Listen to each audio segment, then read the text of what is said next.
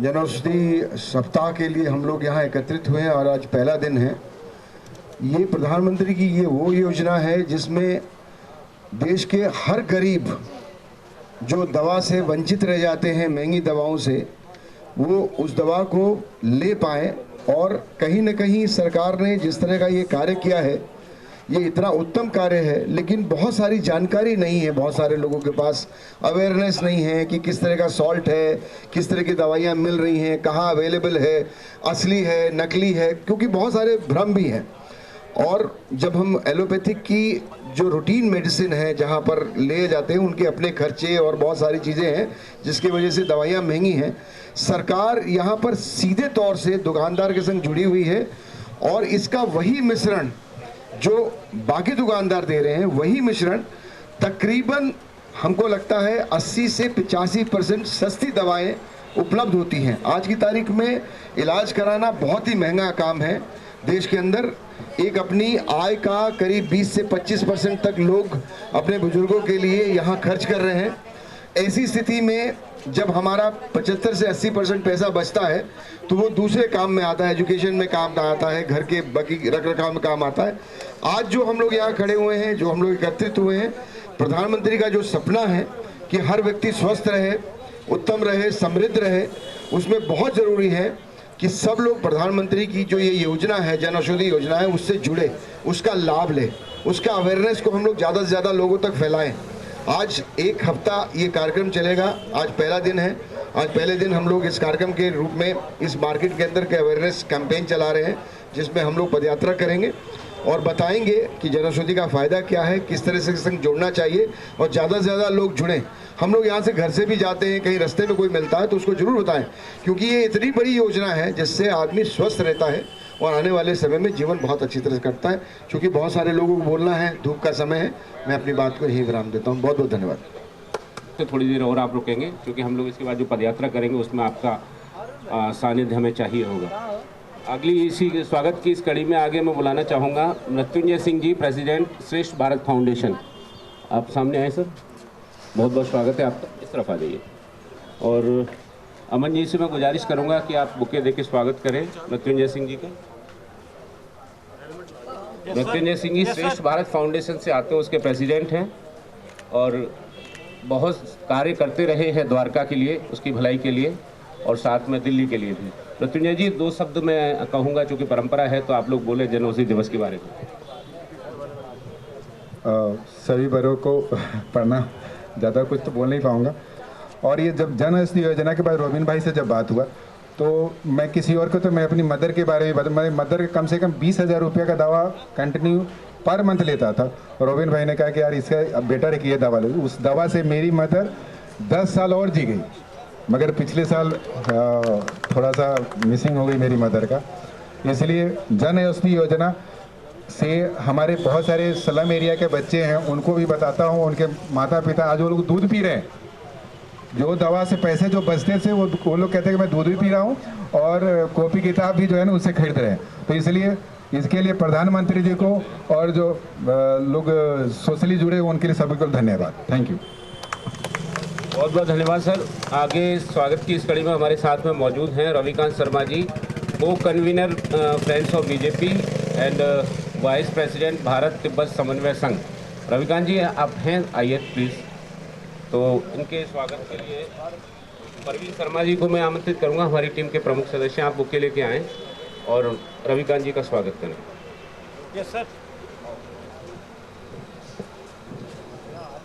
जितना मैं जानता हूं जनौषधि के बारे में कि जनौषधि से आप लोगों के जो खर्चे हैं ना औषधि पे, वो बहुत कम हो जाते हैं और इसके ज़रिए एक जो परिवार है वो अपनी आजीविका चलाने में उसको मदद मिलती है। चूँकि अगर नमस्कार। जन औषधि दिवस के विषय में तो पहले वक्ताओं ने एलिबरेट कर दिया, बाकी मैं तो सिर्फ इतना ही कहना चाहूँगा कि प्रधानमंत्री नरेंद्र मोदी जी ने, इस सरकार ने एक देश में दशा और दिशा बदलने का काम किया है।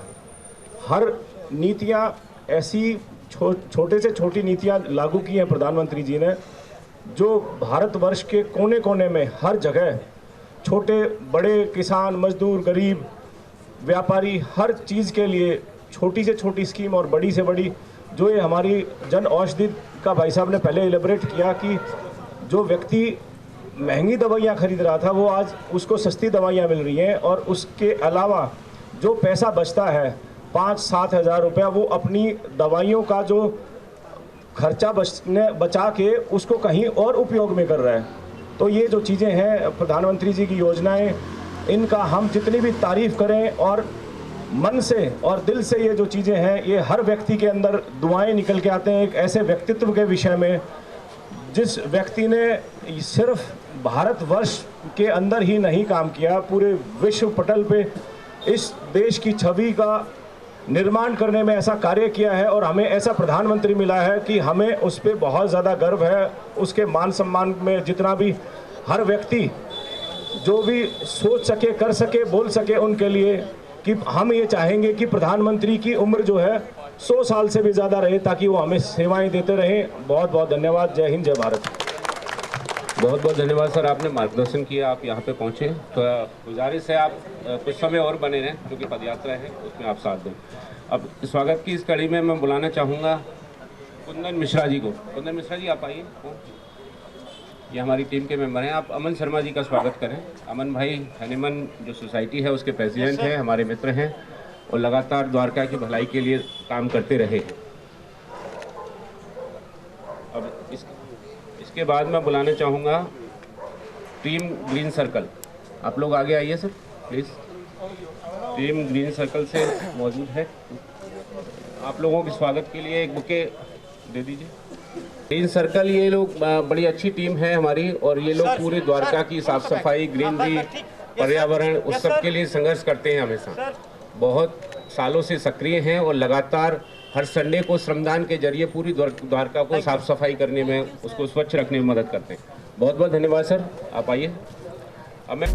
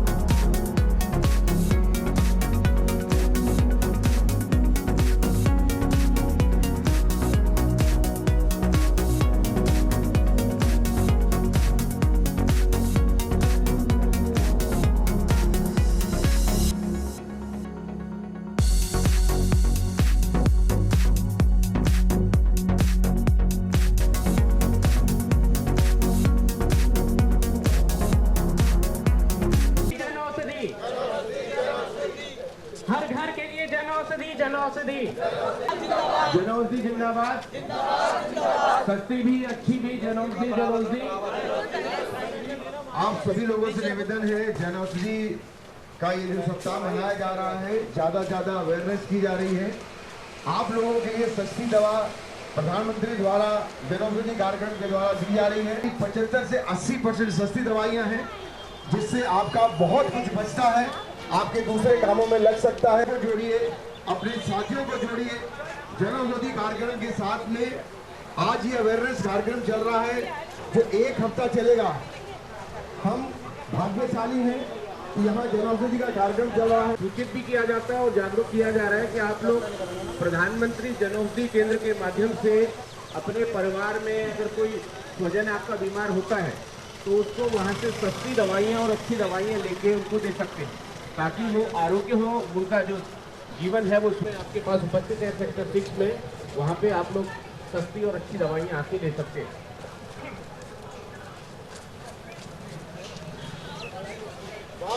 भारत माता की जय, भारत माता की जय, वंदे वंदे वंदे। जन औषधि सस्ती भी अच्छी भी